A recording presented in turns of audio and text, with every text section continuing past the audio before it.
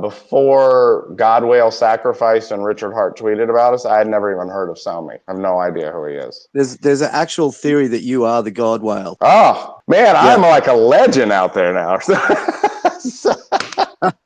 Yeah. So I hear so many things, Drino, and I get videos sent to me daily of people having they have like 3 or 4 people on their stream, and they'll go through all their theories about, well, maybe Godwhale and Lance are working together to help Richard Hart retire Ehex so everyone moves us to Pulsechain, and this was a way for, and I'm just like, wow, this is, I mean, it's getting very sort of conspiratorial, and there's nothing like that. I had no communication with Godwhale prior to the sacrifice. Now, he was a goal. If you remember from last week, Fabian and Sheba and I talked about this, where we said, you know, for our Pulsechain sacrifice phase, if we could get Godwhale and or Richard Hart to tweet about us, then it's over, right? Obviously, Godwhale coming in, the sacrifice phase would be over. And that's really all what we've been working for. And I didn't care what he said about us. I didn't care what Richard Hart tweeted about us. He could have said I was the worst person ever, and then people would have heard about me, and then they could have come and explored Bankx on their own, you know, sort of accomplishing the goal of what we wanted to already. So that was all of our strategy, all of our sort of what we wanted to have happen with this. It took a little longer than we had thought, but that's really the extent of it. But I can tell you that Godwhale has been watching us for a while. This is not something he did on a whim. He has been looking at everything. He knows the key players that have been fudding the project and doesn't understand why they're doing it, because he spent quite a bit of time looking at us. I came to find out after the sacrifice, and everything that we talk about on why we're doing this, he is a believer in it. So it's not just something where like, hey, this is Bankx is cool, let me sacrifice for it. He is in on the cause and the belief and why we're doing Bankx. So it's pretty exciting to have someone that sees what we're doing and contributed in the sacrifice phase for that. And that's the extent of it. There's no, you know, there's not some Machiavellian thing where we, you know, designed all of this, other than we wanted to have Richard Hart and Godwhale, one or the other, do something to bring attention to Bankx. But yeah, it's crazy what's being said out there. But at this point, I just congratulations on achieving that. Thanks, Lance. Sorry to interrupt. Yeah, go ahead. Yeah. So it definitely has been a big day for Bankx that, you know, 7 or 8 days ago. Absolutely. Yeah. What do you think is the reason why the Godwhale waited till Hex was down at 1 cent when he could have easily sacked a month earlier or a few weeks earlier? Yeah. I do not know. I don't have an answer for that. But apparently he's got so much crypto, I guess it doesn't matter. And how do you address their concerns about the about what is going to happen with all the tokens on your side? So the Hex, they're saying that there's opportunity now with the new auto routing in Pulsex, and that means that you'd be able to get money effectively out of the system without doing an OTC. And I'm curious too, like, what does happen with coins like stakeable coins like Hex? So if you go through the Sacrifice app, we talk about what the Sacrifice wallet could potentially use that to do. Which, you know, like the NFT sales, that could potentially, you know, a lot used for marketing, liquidity, things like that. We've also already sort of looked at this as a setup for the next bull run, and with the exact time frame that you've been talking about. So I happen to think the next bull is in 2025. So I think Bankx will be in a great position there to sort of take advantage of new people coming in. So use of those coins is sort of outlined in the Sacrifice app there. Could you give us a basic rundown here live of what's going to happen with? Well, we didn't get 100 million sacrifices, right? So we finished off at 10 million on the Pulsechain sacrifice, which so most that was sent to that sacrifice wallet was in Hex. So I think in the short term, the sacrifice wallet will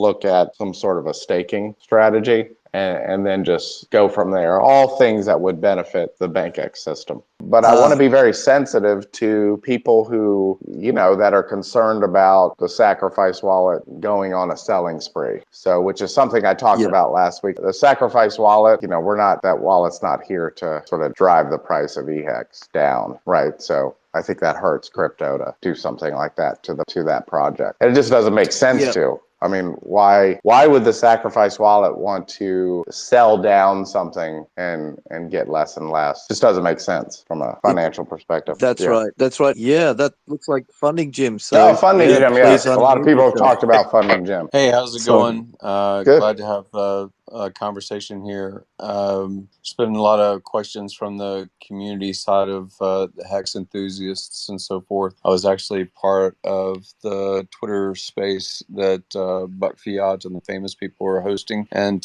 we're big proponents of the Hex product itself. We didn't really know that much about Bankx protocol. Still in the learning curve as far as that goes. We want to. I think you had made tweets. If this is Lance, I don't know. Is this Lance? It's the host. I'm not sure. Yes, I am. Yes, my Twitter is Lance Parker IO. Right. I appreciate that, and I appreciate you having an AMA kind of Q&A masterclass on Bankx. So thank you. There's before this rather large sacrifice by Godwhale, and there was this price discovery, I would say, about the Pulsechain version of Hex, the Ethereum version of Hex.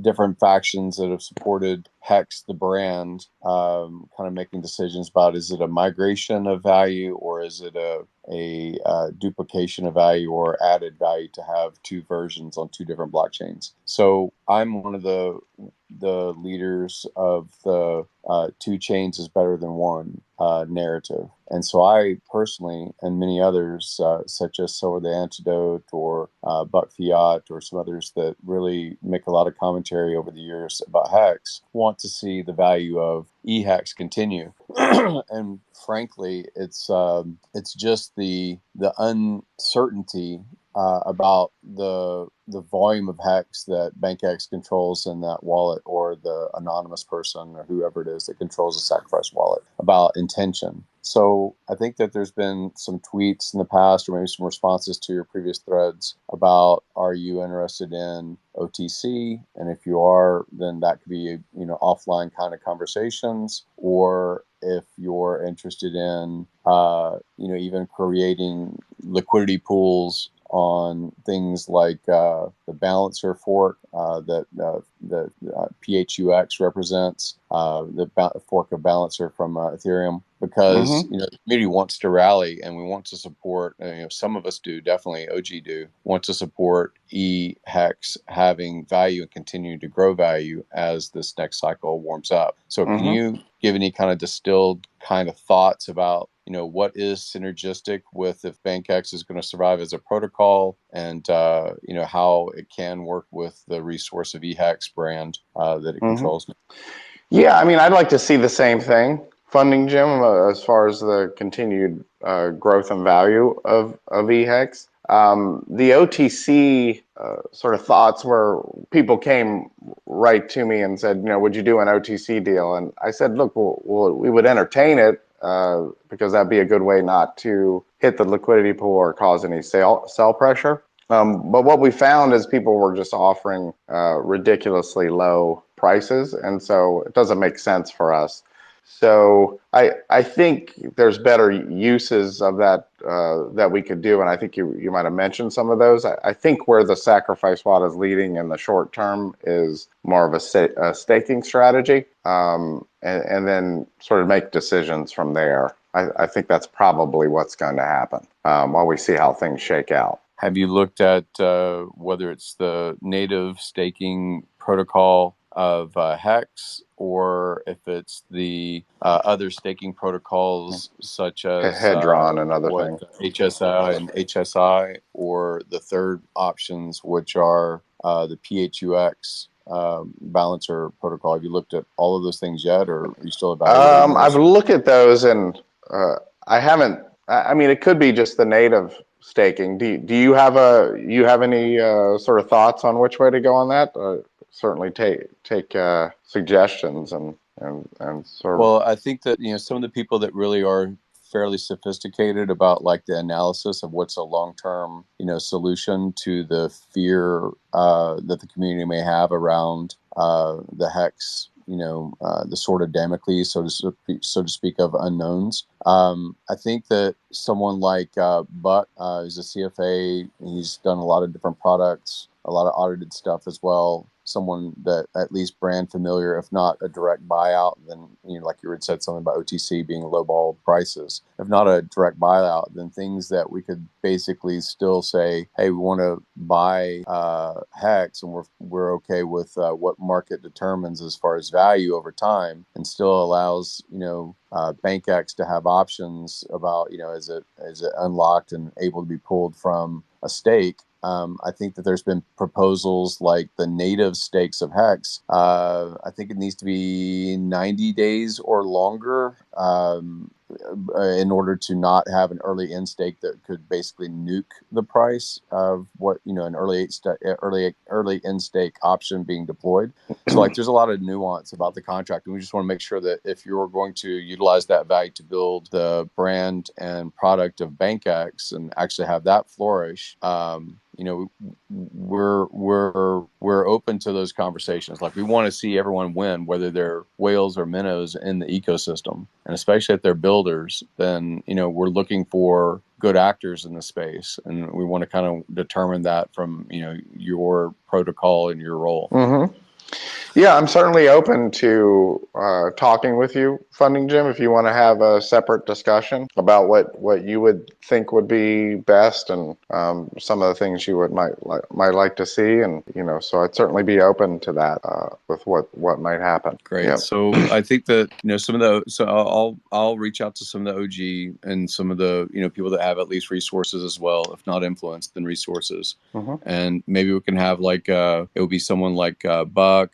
Motley, myself, others that Yaz that have had long-standing brand affiliation, fairly publicly doxed, and try to work something that is synergistic. That's what we're looking for, is because in the conversations that are outside of this particular Twitter space, the fear is going to likely stagnate the price on Ehex for a while, because you're an unknown and the protocol is an unknown, and we all want the bull cycle to be something that we can promote the product of Ehex, no matter who the owner is, whether it's individuals that 100,000 people own a little bit, or one wallet owns a lot. The value is what the value is, and to us it's the protocol, and it's the tens of thousands or hundreds of thousands of man hours of brand affiliation for Hex, the product.